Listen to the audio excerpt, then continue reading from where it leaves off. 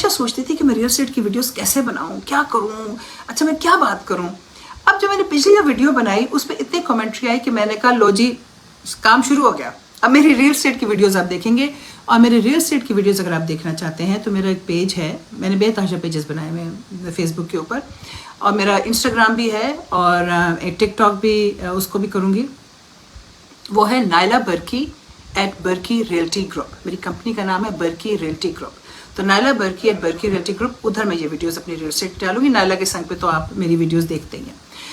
और मैं आपको ये बताऊं कि मैं अब आज कल बैठी मैं जब सोच रही थी तो मैंने सोचा कि मेरी जो लाइफ की जो मैं आपको लोगों की बातें चीज़ें बताती हूँ, ये भी मेरी वहीं से आई हैं। जब आप इतना लोगों को मिलते हो, रोज़ एक नए कपल को मिलोगे, आप नए शख्स को मिलोगे, उसकी ज़िंदगी की कहानियाँ सुनोगे, तो ये जो मैं आपको बताती हूँ, क्योंकि मेरा बैचलर साइकोलॉजी में ज़रूर है, पर मैं am not a psychologist, I am not a counsellor.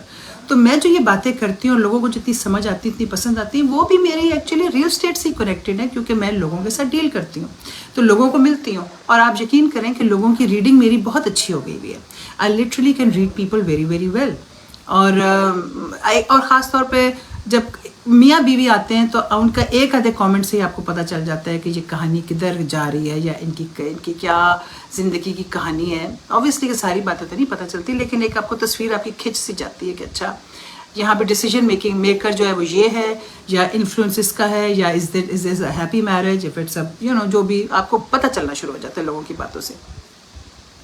तो जो उसमें मैंने बात बताई थी वो ये थी कि जो मैंने पिछली जो वीडियो बनाई थी उसमें मैंने बताया था कि मैं वो घर में लोग आ गए और हमने पुलिस बुलाई, और तो लोगों ने बहुत ने कहा कि ये हुड एक वो उसको कहते हैं, ऐसे एरियाज को ये भी कहते हैं, ऐसे एरियाज को आप लो इनकम एरियाज भी कह सकते हैं, 3rd वार्ड ह्यूस्टन में आप उसको 3rd वार्ड भी कह सकते हैं। लेकिन मैं आपको बताऊं कि एक घर में मैनेज कर रही थी, न्यू कंस्ट्रक्शन थी, वो मेरा ही एक बड़ा पुराना समझे हमारा जानने वाला था, ही वाज एन आर्किटेक्ट, तो उसने वो घर बनाए थे।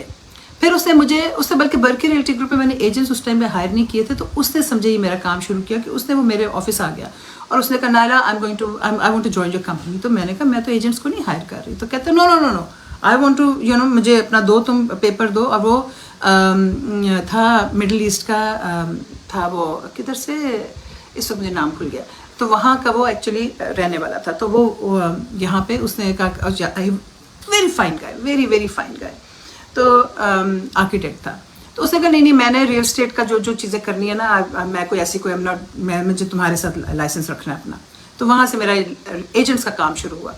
तो ज़िंदगी में मैंने कहा ना कि कौन सी चीज़ आपको किधर ले जाती है, तो वो जनाब उसने उसको मेरा एजेंट बन गया। खैर उसकी वो जो प्रॉपर्टी थी वो बिकी ना, सॉरी उसकी प्रॉपर्टी जो थी वो बन गई, सॉरी मैं साथ साथ कुछ और कर रही हूँ। तो उसकी वो जो प्रॉपर्टी थी वो जब कंप्लीट हो गई, वो अनफॉर्चुनेट उसको कैंसर हो गया और वो फौत हो गया। तो उसने मुझे कहा कि ये जो ओनर था, जो इन्वेस्टर था उसका, उसने कहा कि ये प्रॉपर्टीज तुम इनकी मैनेज करना। तो मैं उसकी मैनेज कर रही थी।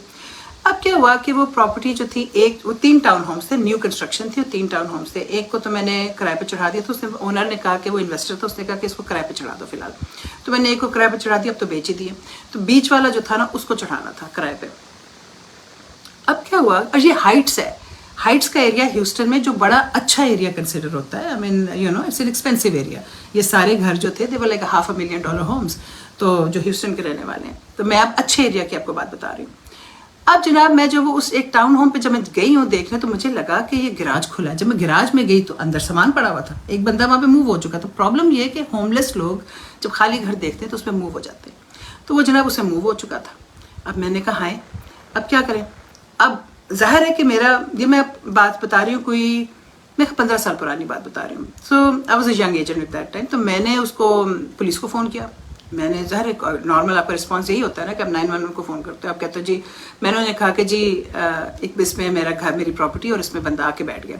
तो उसने कहा is your life in danger. मैं कहा नहीं मेरी लाइफ इन डेंजर नहीं, मैं बाहर खड़ी हूँ। आप यकीन करें कि मैं 4 घंटे बैठी रही, वो नहीं आया, पुलिस नहीं आई।